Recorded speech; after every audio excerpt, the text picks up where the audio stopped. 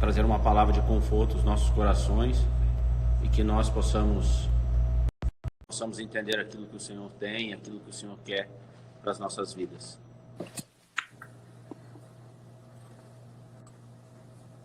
Boa noite, paizão. E aí, boa noite. Como é que vocês estão? Tudo bem? Tudo bem? Joia demais, joia demais. Tomando um chá aqui. Podia ser aquela canequinha preta, né? É aquela canequinha poderosa, né? Aleluia. E aí, Júlio, boa noite. Boa noite, Fabrício. E aí, como é que Tudo bem? estão as coisas? Tudo Tudo jóia, bem? Como é graças que a tá, Deus. pastor, os meninos? Todo mundo bem, graças a Deus. Estamos aí de quarentena, quietinhos, né? Só saindo fazer compra e voltando, mas estamos tranquilos, graças a Deus. E vocês estão? Tudo Fala, bem. velho. A situação tá bem, né? Tá confortável. Eu tava vendo que tem muita gente de Nova York descendo aqui para Flórida. Não sei se você acompanhou a situação. Sim, muita gente vindo pra cá, né? Uhum. E aí eles estão colocando de quarentena, né? Para 14 dias, uma coisa assim, né? Mas quem desce de carro não tem condições, né? Não tem como controlar, né? É verdade. Então, o povo foge de Nova York e vai fazer quarentena na Flórida. Verdade, né? Eu fugi do Brasil e fui fazer quarentena aqui, né? Júlio. Ô, Júlio, Diga. tava vindo para cá, até conversei com você hoje. Uhum. O Senhor Deus estava colocando no meu coração quando John Hus, ele morreu na fogueira. Ele profetizou a respeito de Martinho Lutero, né? Que o pato morreria, que era John Hus, né? Porque Hus em alemão é pato, né? Vocês conhecem alemão melhor que eu, né? E ele profetizou que, né? Que o cisne de Deus ressurgiria e traria uma palavra de alento, traria uma reforma. E logo após, né? Surge Martinho Lutero, né? Colocou as 95 teses, né? Do Castelo de Wittenberg. E a Inquisição quis matar ele, ele ficou escondido no castelo, à luz de velas, escrevendo e traduzindo a Bíblia para vários idiomas, e ele ficou num momento de reclusão. E o Senhor Deus estava ministrando no meu coração que esse momento de reclusão de Martinho Lutero foi gerado algo, né? O momento que Martinho Lutero ele ficou de reclusão, ele foi gerado algo, né? Ele começou a produzir para o reino. Verdade. Claro, hoje a igreja não vive um período de reforma. Hoje a igreja vive um período de restauração. Nós temos que entender isso, que o período de reforma da igreja já passou. Hoje nós vivemos um período de restauração. E talvez Deus esteja permitindo essa situação de a igreja voltar para os lares como a igreja primitiva, para que o nosso lar, primeiramente, a mesa, como nós pregamos muito tempo, seja restaurada. Né? E depois que de um tempo começou a surgir Bíblia em vários idiomas, em latim, italiano, e ninguém sabia de onde estava surgindo as traduções da Bíblia, e logo depois do caos, Deus trouxe a luz. Então, eu acredito que nesse período da igreja, que nós também sejamos nesse período de reclusão, que muitos estão na sua casa, eu peço a Deus que nós possamos ser produtivos como Martinho Lutero, né? É verdade, é verdade. Muito bom. Interessante que quando você estava falando isso, eu estava pensando aqui, eu estive lá no castelo onde Lutero traduziu as escrituras, né? E um dos primeiros choques um dos choques que eu tive é que você tem aquela expectativa, né? Que você vai chegar num lugar fenomenal, né? Você vai sentir arrepio. É o lugar onde Lutero traduziu as escrituras, né? E aí quando eu entro, o primeiro choque que eu tive é que era um lugar pequeno e muito simples, lugar onde ele ficou confinado, né? Foi um lugar muito simples e muito pequeno, e ali ele traduziu as escrituras, que graças a Deus nós temos, dessa tradução surgiram tantas outras traduções, e isso para mim me traz uma grande alegria e ao mesmo tempo nos faz pensar, né? Que Deus continua se movendo em lugares simples e através de momentos de simplicidade, né? De dentro da casa, em lugares simples onde nós estamos parados, né? Onde nós estamos quietos. A gente pode produzir coisas que a gente não pensou que poderia produzir. Então, eu acho que a primeira lição disso que você estava falando, para mim, é isso. Meu Pai, nessa hora que a gente pensa que Deus está nos amarrando, ou que a circunstância está nos prendendo, a verdade, quem sabe Deus está nos colocando, nos posicionando. Uma coisa que eu estava falando com um amigo meu hoje, Fabrício, é que esse momento é um momento onde nós precisamos nos posicionar. Aonde Deus quer que a gente esteja, né? Na nossa casa, onde Deus nos colocou nesse tempo, nós precisamos estar posicionados, que foi o que aconteceu com Moisés quando ele se posicionou, né? Deus falou, entra para dentro da sua casa, fica quieto, se posiciona, come do cordeiro, coloca o sangue nos umbrais da porta, se posiciona. E quando ele se posicionou lá fora, um tanto de coisa aconteceu, gritos, desespero, mas ele estava posicionado. Então, acho que isso é muito importante, esse posicionamento. E quando você fala sobre restauração, isso me dá muita esperança. Porque, para ser honesto com você, a gente é daquele tipo de gente que eu sempre me acho... a gente sempre acha que a gente é um reformador, né? Somos reformadores, teólogos reformadores, e eu sempre, a gente gosta de se ver, nossa, vamos reformar tudo, resolver tudo. E uma das coisas que eu tenho percebido, eu sinto que o Espírito Santo está nos dizendo, obrigado pelo seu desejo de reformar, mas nesses dias eu preciso de restauradores. Amém. De pessoas que tenham coragem de restaurar o que precisa ser restaurado. E eu fiquei com isso na minha cabeça nesses dias, muito forte, porque reforma é quando você chega numa casa e você olha para a casa e fala, essa casa está pequena, eu vou quebrar essa porta, eu vou fazer uma piscina ali, vou colocar uma sauna, vou colocar uma varanda maior, vou arrancar essa porta e colocar ali. E aí depois que a pessoa reforma, alguém que não conhece chega ali e fala, nossa, que lugar legal. Que casa bonita, tem a porta aqui, tem a piscina ali, mas o restaurador vem e a primeira coisa que ele faz não é olhar para o que está ali, mas ele quer saber onde que está a planta da casa, onde que está a história. Então, eu acho, Fabrício, que uma das coisas que o Espírito Santo está nos direcionando, e eu sei que isso queima no seu coração, são por restauradores. Restauradores, eles chegam, a primeira coisa que eles querem saber é onde que está a planta original, onde que está a palavra, o que está escrito aqui, quais são os princípios, o que Deus quer que a gente faz, como que o Senhor sonhou a igreja, qual que é o propósito da igreja, o que está acontecendo, né? Hoje nós vivemos num mundo onde está todo mundo dando tiro um para o lado para o outro, querendo saber a culpa é de fulano de tal, a culpa é de fulano de tal, o erro é de fulano de tal, o erro é de alguém, o erro é daquilo. Mas a verdade é que nós precisamos ir para a planta original. Nós precisamos de uma onda de restauradores, de homens que falam, vamos voltar para o que era no início. Aí o restaurador, a primeira coisa que ele faz, ele anda com muito temor e com muito respeito, porque ele não quer derrubar os marcos antigos. Aleluia. Ele não quer arrancar algo que deveria estar ali. Então, a primeira coisa que ele faz, ele fala, qual que é a planta? Aonde que a porta tem que ser colocada?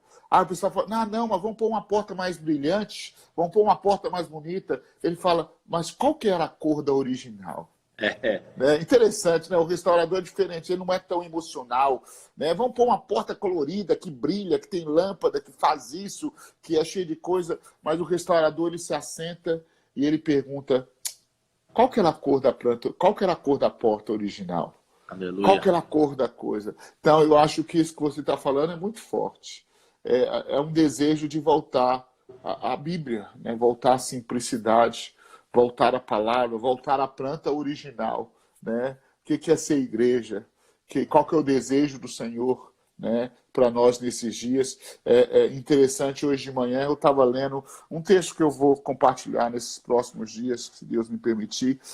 Marcos, quando o Senhor vira assim para os discípulos, a Bíblia diz assim que para a multidão o Senhor falava por parábolas, e ensinava eles na medida que eles compreendiam. Quando eu li isso, essa tradução minha, eu achei interessante.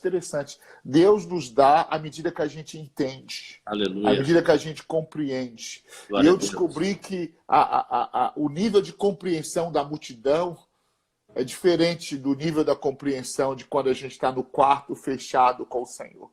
É verdade. E eu estava pensando, será que o que Deus fez agora, porque no texto, eu não sei se eu acho aqui, na minha Bíblia, eu vim aqui para um cantinho porque a internet está meio ruim, Deixa eu ver se eu acho aqui. Quando você está procurando aí, Júlio, vai falando aí. Quero pontuar que você falou sobre o restaurador, né? E o interessante do restaurador é que o restaurador ele tem um princípio básico, que ele respeita a história. Exatamente. Ele respeita a história. Ainda que ele seja chamado para modificar a situação, para talvez colocar uma beleza na situação, ele respeita a história. Então isso é muito importante. Né? Neemias foi um restaurador. É verdade. Mas interessante que você está falando a coisa que é forte, porque o reformador, ele muitas vezes sai atropelando tudo. Ele mete um trator e quebra tudo e arrebenta tudo. Eu sou tão grato aos reformadores, mas nós precisamos de restauradores. Né? Existem muitos profetas que andam no ímpeto da restauração. Eu sou um do cara que creio no ímpeto da reforma, né? Vamos quebrar tudo, arrebentar tudo, mas o restaurador não, ele respeita. Ele não sai metendo a marreta sem perguntar, será que essa porta tem que sair? Eu não gosto dela, mas qual que é a planta original? Né? Ele tem respeito, ele não sai quebrando tudo. Ele entende princípios, ele entende fundamentos, né? E ele começa a procurar os alicerces. Né? Eu estava lendo em Apocalipse esses dias que acontece? Diz assim que na Nova Jerusalém, né? Na noiva, né, que está falando lá, diz que ela tem, quando ela está descendo ataviada, ela tem 12 fundamentos, e o nome dos fundamentos é o nome dos 12 apóstolos. E eu pensei assim, uau!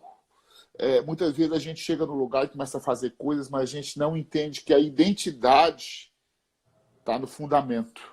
Interessante, quando você começa a trabalhar com o ministério, quando você começa a acabar, você começa a descobrir no fundamento onde está a identidade.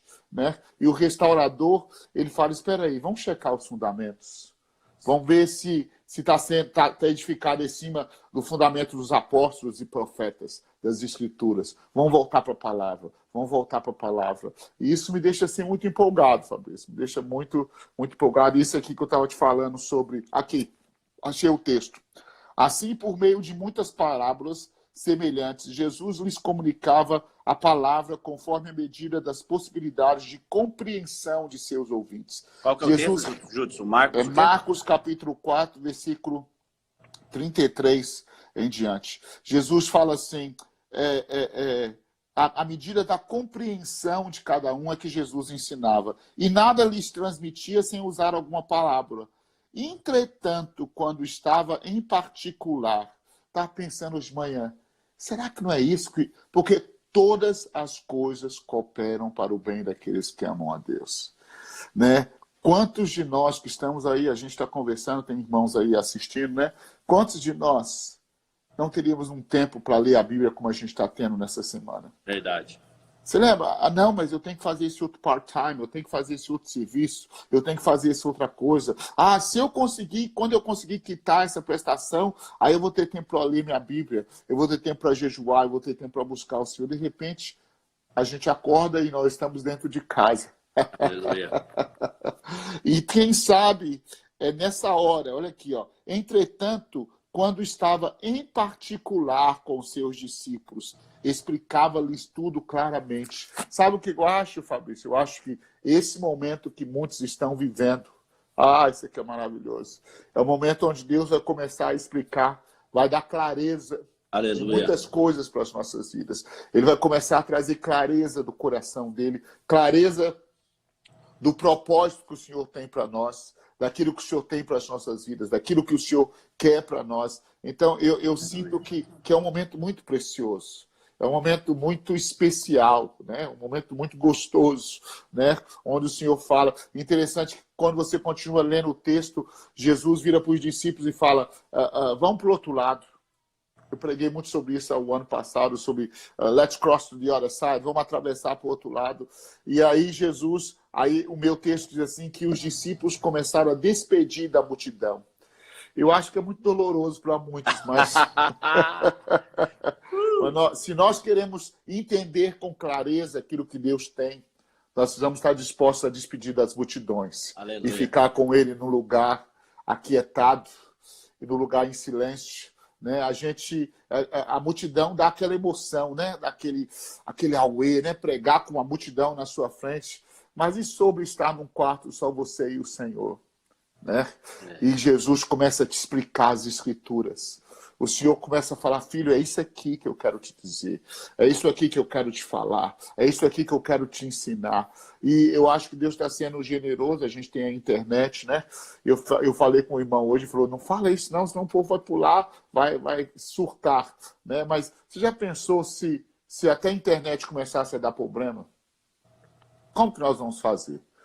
A gente vai fazer o seguinte, nós vamos ensinar as pessoas a ler a Bíblia em casa. Aleluia. E orar. E buscar o Senhor. Aleluia. E clamar ao Senhor. Aleluia. Porque esse vale vai passar e a gente vai encontrar do outro lado. E aquilo que o Senhor vai fazer. E vai passar. E o Senhor está nos sacudindo e nos preparando para algo maravilhoso. Mas o Senhor está nos preparando para algo sobrenatural. Eu vou falar uma coisa que é muito sério. Que é muito, eu acho que é sério, porque em Apocalipse diz assim que haviam 7 anjos que trouxeram pragas. E eu não estou querendo se... escatológico, né? Nem vou entrar na questão escatológica. Mas diz assim que haviam 7 anjos, os 7 anjos que trouxeram 7 flagelos. Na minha tradução fala 7 pragas. Uhum. E impressionante. Aqui está João vendo aquelas 7 pragas. Meu Deus, mais uma praga. Meu Deus, essa praga de morte, não sei o que lá, o que vai acontecer? A praga está lá fora, a praga. E aí a Bíblia diz que um dos anjos... Olha que coisa linda. Desculpa, eu fico empolgado, Fabrício. Olha aqui, velho. Deixa eu ver se eu acho aqui, ó. Então, isso aqui está em Apocalipse, capítulo 21, 9. Então, um dos 7 anjos que traziam as 7 taças, cheias dos 7 últimos flagelos, outra tradução, as 7 últimas pragas, aproximou-se e me orientou. Vem, e eu te mostrarei a noiva, a esposa do Cordeiro. E ele me conduziu no espírito à parte alta de uma montanha e revelou-me a cidade santa, Jerusalém, que descia do céu e descia do céu da parte de Deus. Eu fiquei tão empolgado essa semana quando Deus mostrou isso. Olha, um dos anjos que trazia a praga. No meio da revelação da praga, o Senhor fala, deixa eu te mostrar a noiva. Aleluia. No meio desse pânico por causa da praga, o Senhor pode nos fazer conosco o que ele fala em Apocalipse 21. Ele fala, sobe aqui para a montanha, um dos anjos que trouxe a praga. Que loucura, velho. Um dos anjos que carregou o flagelo vira para... Oh, Jesus! Aleluia! Aleluia! Um dos anjos que trouxe os flagelos vira para ele e fala, você quer ver a noiva? Aleluia! Você quer ver a Nova Jerusalém? Você quer ver o corpo? Você quer ver aquilo que Deus está fazendo? Então, meu conselho para essa hora é que nós vamos entender que esses restauradores vão ser empoderados, né? De revelação, de entendimento, de humildade. Né? Muita humildade. Eu acho que o Espírito Santo de Deus está nos levando para o lugar de humildade. Sabe, Fabrício? Onde nós estamos assentados na mesa, conversando. Eu estou aqui com você conversando, falando das coisas do reino, falando das coisas do Senhor. E eu acho que nesse momento, onde parece que existem pragas, né? Ou praga na terra, o Senhor fala, você quer que eu te mostre a noiva? A noiva. Isso é maravilhoso, velho. This is exciting. Isso é empolgante, velho. Nessa hora aí nós vamos falar, sabe de uma coisa? Os reformadores vão falar, vão procurar a planta e vão nos tornar restauradores. O restaurador, ele procura, ele chega numa parede. Eu ia muito lá em lá em Belo Horizonte, onde eu moro, é perto de Ouro Preto. Então, muitas igrejas em Ouro Preto eram reformadas. Então, eu chegava lá, às vezes dava para ver eles restaurando. E eles procuravam 300 anos, 200 anos, 400 anos, até encontrar a primeira tinta. Porque o restaurador, ele quer encontrar a primeira cor. Aleluia. Ele quer encontrar a cor original. Então, meu coração está com isso, Fabrício. Esse desejo de encontrar de novo, né, a cor original. encontrar aquilo que o Senhor tem para esses dias. Vai ser poderoso, vai ser bom. Eu estava falando que, eu até já tinha comentado, né, eu falei para você que o restaurador, ele respeita a história, né? Uhum. E respeitar a história para nós, como cristãos, é respeitar os princípios da palavra de Deus. Tá me lembrando aqui que você estava falando sobre Moisés, né? Moisés teve um posicionamento. Me veio agora na mente, 1 Reis, capítulo 21. Uhum. Quando o rei Acabe chegou em Nabote e falou, Nabote, me vende a sua vinha. Uhum. Ele era o rei. Uhum. E Nabote falou, não vou te vender a minha vinha porque ela é minha herança. A Bíblia diz em Levítico e Deuteronômio que você não poderia negociar a sua herança. Verdade. Quando você não negocia a sua herança, você está respeitando os fundamentos de alguém que veio antes de você. Uau. Alguém que investiu antes de você, alguém que preparou a terra antes de você, alguém que deixou algo, um legado para que você continuasse. Então, na realidade, o fato de Nabote, como diz a lei de Moisés, não negociar a vinha, ele estava respeitando a história dos seus pais. Ele estava respeitando aquilo que os seus pais deixaram para ele. E aí a Bíblia diz, para você ver o que lá, 2 Coríntios, no capítulo 2, se eu não me engano, a partir do versículo 9, que ele diz, nem olhos ouviram, nem ouvidos ouviram, e mais no versículo 16, ele diz o seguinte, que o homem espiritual discerne tudo, mas de ninguém é discernido. E aí a gente começa a ver a história de Nabote, um homem espiritual, e de Acabe, né, um homem natural. Nabote, ele conseguiu discernir como se posicionar perante isso, porque ele não ia quebrar a lei de Moisés, e ele falou para Acabe, não, Acabe, isso aqui faz parte da minha história. Eu não vou vender porque os meus pais têm uma história com essa terra, e a lei de Moisés diz que eu não devo vender. Tá certo que depois vinha a lei do resgatador, que veio no livro, né, de Ruth e tal, mas ele falou que eu não vou vender. Por que eu não vou vender? A questão é a seguinte, porque a Bíblia diz que Nabote, que Acabe queria fazer uma horta juntos. E a Bíblia diz que aquilo lá era uma vinha. A vinha, quando você vai plantar uma vinha, o meu pai é do Rio Grande do Sul, e eu conheço bem, a vinha ela sobe, né, como trepadeira, ela vai subindo, e quando ela está lá em cima, o parreiral, ela começa a dar frutos de cima para baixo. E a horta dá frutos só embaixo. O que Nabote quis dizer para Acabe é o seguinte, você está fora da visão, Acabe. Você quer matar os frutos que vêm de cima, e no lugar dos frutos de cima, você quer colher frutos que vêm de baixo. Uau, muito forte. Então, eu entendo isso que você está falando sobre o reformador. O reformador, ele tem que entender que ele não pode negociar os frutos de cima. Verdade. O reformador não foi chamado para fazer horta. O reformador foi chamado para colher os frutos que vêm de cima. Então, eu até estou lendo um livro sobre a eternidade, e ele fala muito sobre isso, sobre, né, os frutos que vêm de cima. Nabote, ele morreu, né? Foi acusado injustamente porque ele não negociou os frutos de cima. E eu vejo que nessa parte da reforma, da restauração, como nós estamos falando, é algo muito importante. É o que Jesus disse, que nós não podemos colocar remendo novo em roupa velha. E nós não podemos colocar vinho novo em odres velhos. Né?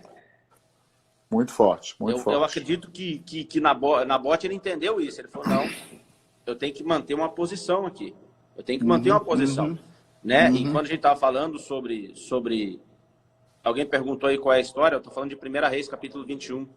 E qual o nome do livro que você está lendo? Já vou me lembrar aqui, que eu estava lendo ele agora. Já vou me situar aqui. Já vou me situar aqui. Tá bom? Então, é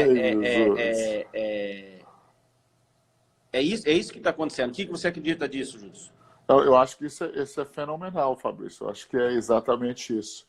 Eu acho que Nabote falou, é a herança dos meus pais. Interessante que isso aqui é outra coisa, né? Eu estou viajando aqui, mas meu coração está... Salmos 44 diz assim que os nossos antepassados nos contaram e os nossos pais nos contaram o que Deus fez, como Deus expulsou os moradores dessa terra e estabeleceu os nossos pais neste lugar e nos deu essa terra. Esse é o primeiro versículo do Salmo 44. E eu estava pensando essa semana que esta praga, né, que as pessoas, esse vírus que tem aí, tem atacado os pais, os mais velhos. Né? Um ataque contra os contadores de história, contra aqueles que ajuntam essa herança, contra aqueles que guardam a herança, contra aqueles que contam para os filhos. Interessante você estar falando que o restaurador ele tem essa preocupação. Quem foi o pai que plantou? Qual é o propósito disso? Por que está aqui? Né? E quando você tira os pais, quando você tira os contadores de história, né? Aqueles que nos contam, foi Deus que fez, foi Deus que nos trouxe aqui, foi Deus que fez assim. Quando você ataca uma geração, que é a geração dos pais, da terceira idade, os contadores de história, nós perdemos referência, nós perdemos identidade. E nós perdemos o foco da coisa. Aí quando a gente vê, a gente está vendendo a herança que os nossos pais deixaram por um prato de lentilha. Daí a pouco a gente está abrindo mão da nossa primogenitura porque nós não temos revelação de que nós não somos um acidente da história, de que Deus nos gerou, de que nós somos a continuação de algo que aconteceu há 100 anos atrás, há 50 anos atrás, há 200 anos atrás. Nós somos, alguém orou, alguém jejuou, alguém pagou um preço, alguém plantou uma vinha ali, e a gente fala, não, tá bom, arranca a vinha e planta uma horta, né? Então, eu acho que, por isso que nós precisamos dos pais. Por isso que, pensando a nível de ataque, eu acho que é um ataque sobre os pais, sobre aqueles que contam a história. Né?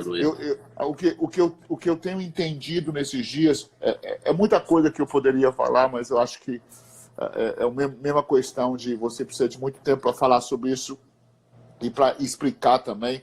Mas você tem aqui um ataque sobre os contadores de histórias, que são os pais, que são aqueles que guardam a nossa herança, e ao mesmo tempo você tem um ataque sobre a geração futura, né?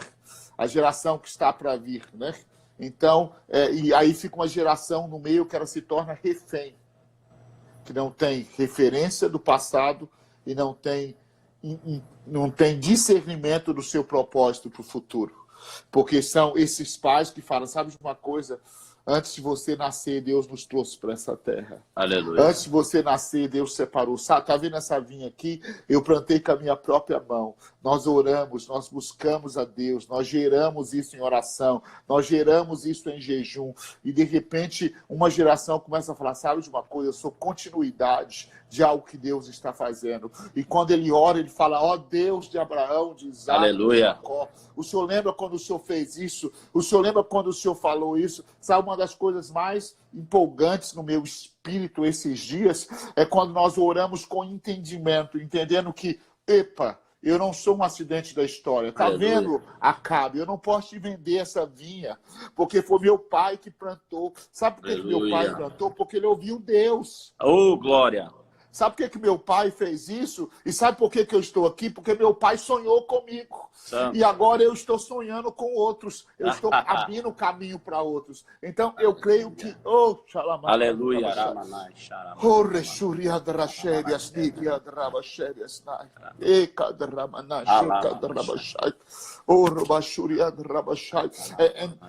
Existe uma restauração, existe um encontro, né?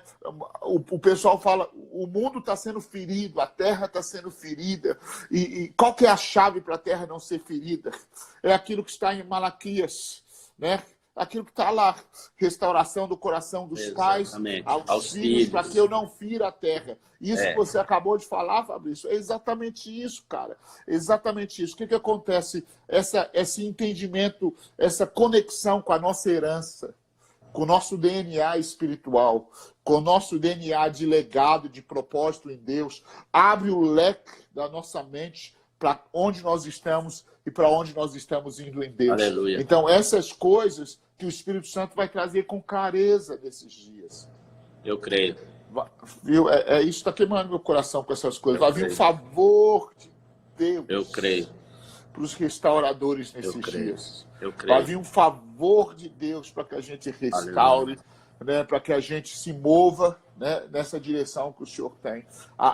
Eu estou muito empolgado com essas coisas que o Senhor tem falado, né, e vai ser muito precioso, vai ser muito maravilhoso. Eu creio, Júlio. Alguém perguntou sobre o livro que eu estava lendo sobre a eternidade. O nome do livro é Movido pela Eternidade, John Bevere. Sim. Driven by Eternity. Movido pela Eternidade, John Bevere. Ô, Júlio, você estava falando sobre isso, sobre a herança, os pais e os filhos, e nós sabemos que o período da restauração, né, Deus vai usar a igreja através do poder do Espírito Santo para isso. E lá em Joel, né, que fala sobre a descida do Espírito Santo, depois Pedro, né, em Atos 2, ele cita Joel de novo, ele fala que o Espírito, né, desceria sobre os filhos. E os filhos profetizariam, né? E os velhos sonhariam, e os jovens teriam visões. Ele dizia, até sobre os servos e as servas derramarei o meu Espírito. E os servos e as servas profetizariam.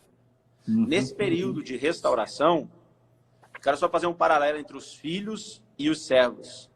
Porque no período da restauração, ele deixa muito claro o seguinte, que os filhos profetizariam, mas que os servos também profetizariam.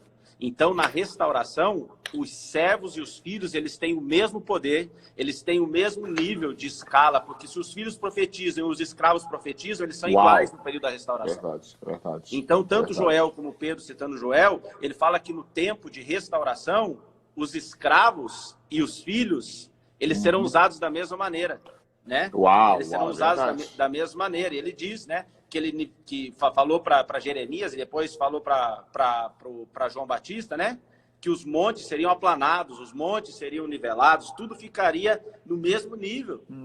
E quando eu começo a ver isso, que os servos e os filhos no mundo espiritual, na verdade aquela palavra servos ali são escravos, doulos, né, no grego de escravos. Ele está falando o seguinte, que no período de restauração da igreja, não será sobre cargos e nem encargos. Será sobre aquele que tiver o seu coração aberto para uma eternidade, aberto para aquilo que o Espírito Santo vai fazer. Exatamente. Né? Ele começa a falar que os jovens teriam visões, a palavra, né, visão aponta para o futuro, né? E os velhos sonhariam. Mas na realidade o que ele está falando sobre os velhos, ele está falando que quando os velhos acham que o tempo acabou, é aí que Deus vai começar a fazer com que eles venham a sonhar novamente. É verdade. Então, esse período de restauração, né, nos coloca em 4 escalas sobre filhos, sobre jovens, sobre velhos e sobre servos, mas na realidade ele iguala tudo. Ele diz que o Espírito Santo descerá sobre todos. É verdade. Glória a Deus. Então, não é sobre cargo nem sobre encargo. É sobre aquilo que o Espírito Santo está fazendo. O que você crê sobre isso? Eu creio exatamente assim. Eu creio que uma das coisas mais preciosas que nós vamos ver aqui para frente, eu acho assim, uma das palavras que o Senhor nos deu na virada do ano, que a gente até gravou, eu acho que eu liberei ela no Instagram, é que esses próximos anos é um tempo de corpo, onde a igreja vai ser corpo, né? Então, nós precisamos entender que um dedo não fala eu sou melhor do que a mão, ou a mão não diz eu não preciso do braço, ou o braço não diz eu não preciso da perna, mas todos são extremamente úteis e necessários para essa hora. Uma das palavras que o Senhor colocou no nosso coração, ele falou assim, a Bíblia diz assim que a razão pela qual muitos estão enfermos e doentes é porque não discernem o corpo. Quando o apóstolo Paulo fala sobre a ceia, né? E ele diz, muitos não estão discernindo o corpo, por isso estão doentes. Aí eu falei assim, e até morrem. Eu falei, Senhor, então, como que é isso? Eu sempre preguei de um jeito e continuo pensando do mesmo jeito, né? Mas eu comecei a pensar de uma outra forma. O Senhor falou, Judson, discernir o corpo é mais do que isso. É saber quem você é e saber o seu papel no corpo. Aleluia. Em outras palavras, saber que você é parte de uma outra pessoa. Saber que o meu ministério não é o ministério, né? Eu acho que isso aqui é doloroso. Mas tem muito tempo que o Senhor tem nos falado isso, né? Que é hora das plataformas se tornarem mesa. Né? Alguém me perguntou hoje, e eu acho exatamente isso que você falou, vai vir sobre todos. O Espírito Santo está derramando sobre a igreja. O Espírito Santo está fazendo algo sobre a igreja. O servo, o cantor, o famoso, o que chora, todo aquele que clamar, todo aquele que se humilhar, todo aquele que se render, né? E todo aquele que abriu o seu coração para essa hora vai receber algo de Deus. E é impressionante, Fabrício. Impressionante impressionante. Parece que Deus abriu uma torneira dos céus e revelações estão descendo sobre a igreja. É fenomenal. Há uma torneira aberta de revelação desses dias e de entendimento dessa hora. Aleluia. E ao mesmo tempo que nós estamos num lugar fechado, né, dentro de casa, me lembra quando o povo de Deus, eles tinham que correr para dentro de casa e ali eles começavam a orar: Senhor, nos dê ousadia, nos dê ousadia, nos dê ousadia, nos dê ousadia. Jesus falou: fica aí, fica dentro de casa, com a porta fechada, até que do alto vocês vão ser revestidos de poder. Então, a minha expectativa é que nessas próximas semanas, um increase, um aumento de glória, de revelação e de convicção de coisas eternas e de vontade de Deus vai vir sobre a igreja. Aleluia. E quando nós sairmos desse tempo de quarentena e de confinamento, seja ele até a Páscoa, ou eu não sei quanto tempo vai ser, ou antes, mas o Espírito Santo vai nos encher com uma convicção de que igreja vai ser diferente. Aleluia. Não é pirâmide,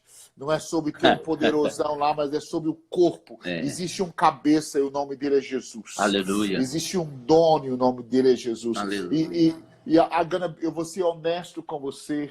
A gente já está caminhando para terminar essa live, mas eu vou ser honesto com você. A minha grande alegria, Fabrício, e a minha grande esperança desses dias... Santo é teu nome, Jesus. É que venha a ser restaurado em nós o entendimento sobre o Verbo de Deus encarnado. Aleluia. Sobre a obra da cruz. Sabe, a minha convicção é de que o Senhor quer nos levar a encontrar aquilo que a gente deixou de lado, que é o sangue do Cordeiro. Aleluia. Oh, meu Santo é o teu nome. Oh, bendita graça. Aleluia. Oh, bendita graça de Jesus. Bendita graça de Jesus. Por um instante nós achamos que eram as nossas forças, ou que eram as nossas estruturas, ou os nossos braços, ou os nossos métodos, ou o nosso método de crescimento. Por um instante, nós achamos que um curso de dar palavras, de falar coisas positivas, resolveria.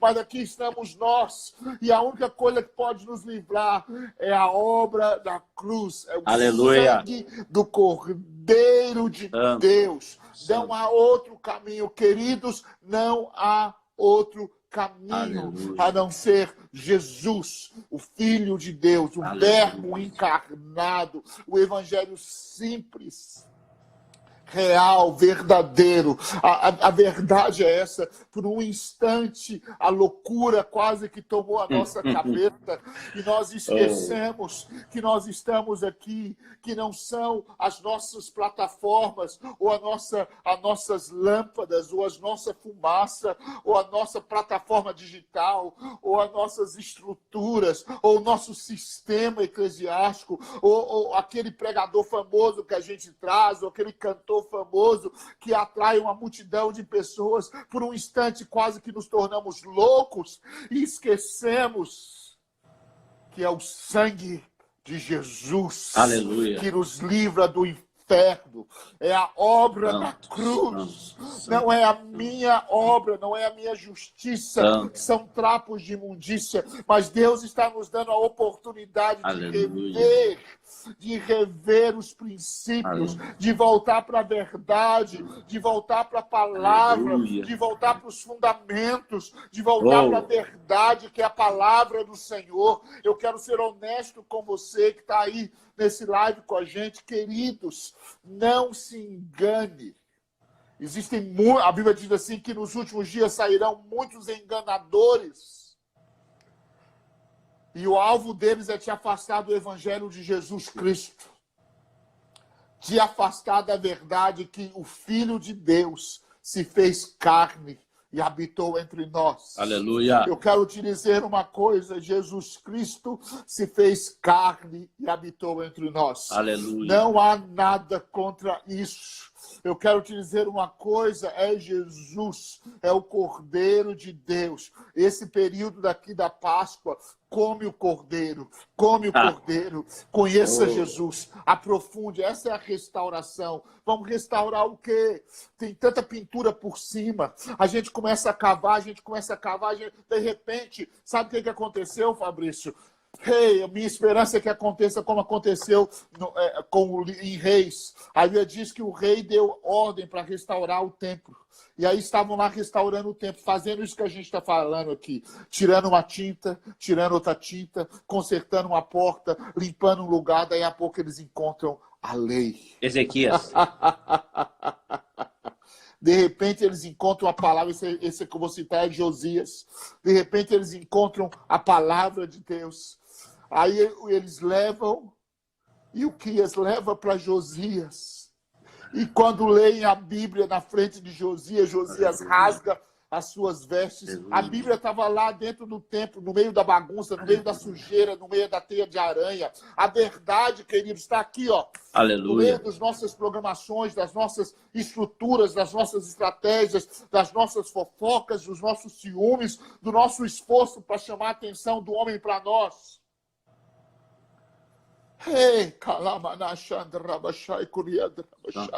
E à medida que nós começarmos a restaurar, um desses dias nós vamos encontrar de novo a palavra de Deus. E nós vamos rasgar as nossas vestes, nós vamos rasgar o nosso coração. E por causa disso, liberou-se uma palavra profética dizendo: eu ia destruir tudo agora, mas eu vou parar a praga. Eu vou segurar o juízo. Eu vou dar mais algum tempo. Sabe por quê? Porque você se humilhou. Então, o segredo é, no meio dessa restauração que nós estamos falando, nós vamos encontrar de novo. E o Verbo se fez carne e habitou entre nós. E vimos a sua glória, como a glória do Filho de Deus Pai. Nós vamos encontrar de novo. Ele é o sumo sacerdote, de acordo com a ordem de Melquisedeque. Nós vamos encontrar de novo que é o Filho de Deus que tira o pecado do mundo. Então, a minha convicção, e eu queria terminar com isso, a minha convicção é de que nós... Eu tenho medo de falar uma palavra que virou clichê no meio da igreja, avivamento. Vai vir avivamento. Na maioria das vezes, a nossa definição de avivamento é uma explosão emocional. É verdade. Muitas vezes, quando eu pensava em avivamento, o mover, né? Mas é verdade. Tem uma explosão, não tem como. Eu fico empolgado, minhas emoções estão aí. Mas eu estou crendo em um avivamento de fundamento. Aleluia. De voltar para Jesus. De voltar para Jesus. Onde pessoas que estão indo na igreja há 5 anos vão confessar Jesus como Senhor. Aleluia. Pessoas que são líderes de célula. Vai assustar, mas alguns que têm até títulos de pastor vão nascer de novo. Aleluia. Porque vão descobrir Jesus. Santo. Aleluia. Eu quero oferecer a você, Aleluia. Jesus. Santo. Eu quero oferecer a você o Cordeiro de Deus. Eu quero oferecer a você Aleluia. Aquele que tomou as chaves da morte e ressuscitou ao 3º dia. Ele está assentado à direita de Deus Pai. Ele está assentado à direita de Deus Pai. Aleluia. Ele é o Filho de Deus. Aleluia. Você creia ou você não creia? Eu quero dizer uma coisa. Por muito tempo, nossos olhos se voltaram para os homens, porque eles fazem muito barulho. Mas agora eu quero te dizer uma coisa. Quando o som da nossa voz aquieta, nós podemos ouvir o Espírito Santo que está dizendo: Jesus é o Filho de Deus. Aleluia. Ele é o leão da tribo de Judá. Em Apocalipse, Lá estava João desesperado. Porque as 7 igrejas da Ásia estavam cheias de defeitos. Daí a pouco ele ouve a voz dizendo: sobe para cá e eu vou te mostrar. De repente ele está diante do trono e ele vê um livro onde estão escondido o futuro. Esse livro está selado. E diz assim que ninguém podia tocar no livro, nem olhar para o livro. E aí ele desespera e começa a chorar. Aí os anciões, por isso que nós precisamos orar pelos nossos pais e para os nossos anciões, porque os anciões desses dias são aqueles que viram para a igreja e falam: fica desesperado não. Você que é pastor, a palavra pastor e presbítero e elder e ancião é a mesma. Você que é ancião, você precisa ser nessa hora como daqueles anciões. Ele virou para João e disse assim: João, não chora não.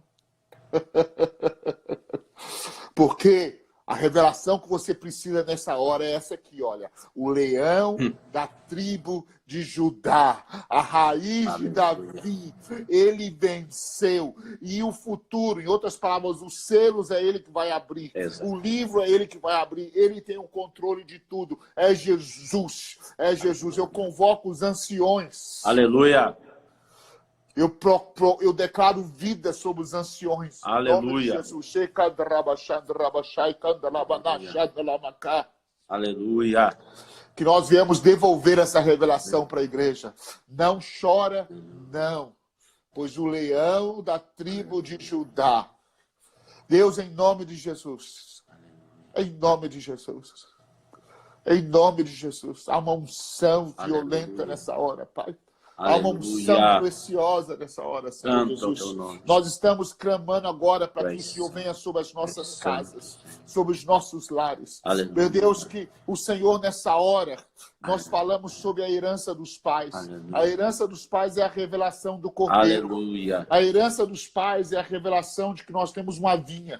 É uma videira. É uma videira.